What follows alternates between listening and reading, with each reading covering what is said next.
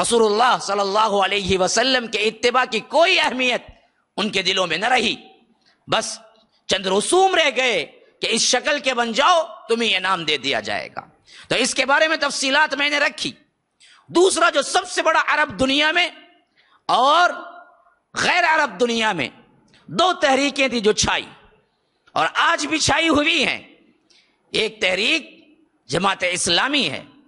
بہت سو کو لگے گا کہ کیا بولتے بولتے ایسے بھی الفاظ آپ نے بول دیے، ہم پر بھی آ گئے۔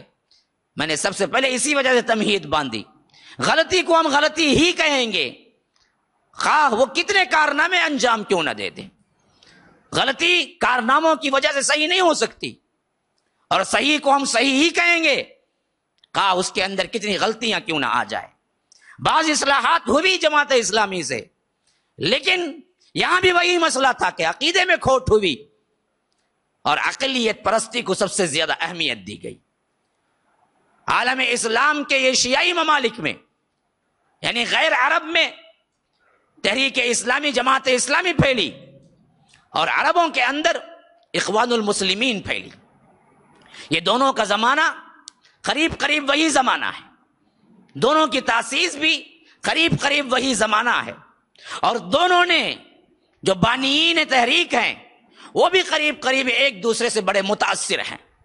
جو آج دنیا میں تقریباً لوگ چھائے ہوئے ہیں، یا تو آپ دیکھیں گے عرب دنیا میں انقلابی تحریکوں میں اخوانیت پھیلی ہوئی ہے، اخوان المسلمون جو ہیں، اور ادھر ایشیائی ممالک میں جماعت اسلامی پھیلی ہوئی ہے تحریک کے اعتبار سے۔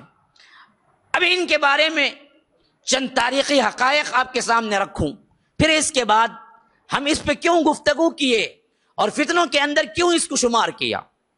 میں انصاف کے ساتھ بتاؤں گا، دلائل کے ساتھ۔ کوئی بھی ہے، کوئی تحریک سے تعلق رکھنے والا ہے جس کو برا لگ رہا ہے کہ وہ ہماری تحریک پہ کیوں بولتا ہے، تو یاد رکھیے ہمیں تحریک پہ نہیں بولنا تھا، ہمیں حق و باطل کو واضح کرنا تھا۔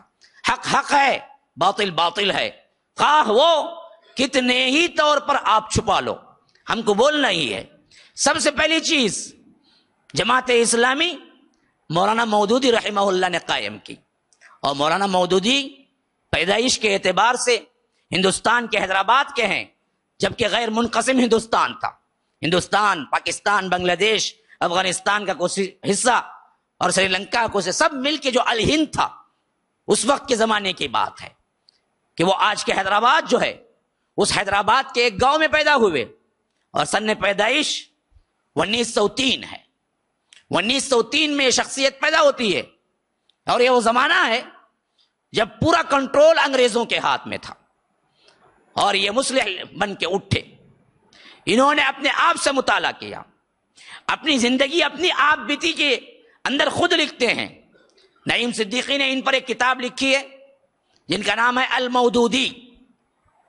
اس میں انہوں نے باقاعدہ طور پر پوری ہسٹری لکھی ہے، اور اسی طرح خود مولانا مودودی رحمہ اللہ نے لکھی ہے اپنی کتاب، جو کہ سوانح حیات کے طور پر ہے، اور دوسروں کئیوں نے لکھا، اور میں نے ان سب کتابوں کو باقاعدہ مطالعہ کر کے آیا۔ ایک شخص ایک کارواں ان کے حیات زندگی پر بڑی مکمل کتاب ہے جو لکھی گئی، یہ سب کتابیں آپ کو مل جائیں گی۔ تو یہ وہ زمانہ تھا کہ اس وقت مسلمان دنیاوی طور پر اور دینی طور پر دونوں میں کیا ہے، پست تھے، اور جب انہوں نے ہوش سنبھالا تو یہ کہتے ہیں کہ سب سے پہلے مجھے سب سے زیادہ متاثر کرنے والا معاملہ جو تھا وہ لامذہبیت تھا۔ یہ خود اپنے بارے میں لکھتے ہیں، میں کمیونسٹ تھا، میں کسی کو نہیں مانتا تھا، میں سب سے مبرہ ہو کے پھر سے جو باپ دادا کا دین ہمارے خاندان میں چلا آ رہا تھا، جس طرح کی باتیں ہمارے خاندان میں مشہور تھی، جو معاملات ہمارے اوپر کیا ہے لاگو کیے گئے تھے، ہمارا گھرانہ مذہبی گھرانہ تھا، حنفیت سے متاثر گھرانہ تھا، وہی فاتحہ درود کا معاملہ تھا۔ تو میں جب ہوش سنبھالا تو ان سب کو پرکھنے کے لیے گویا کہ ایک اثر نو طور پر میں سب سے کٹا، لامذہبیت ہو گیا، یعنی جس طرح ملحد ہوتا ہے اس طرح اپنے آپ کو بالکل خالی ذہن کر لیا۔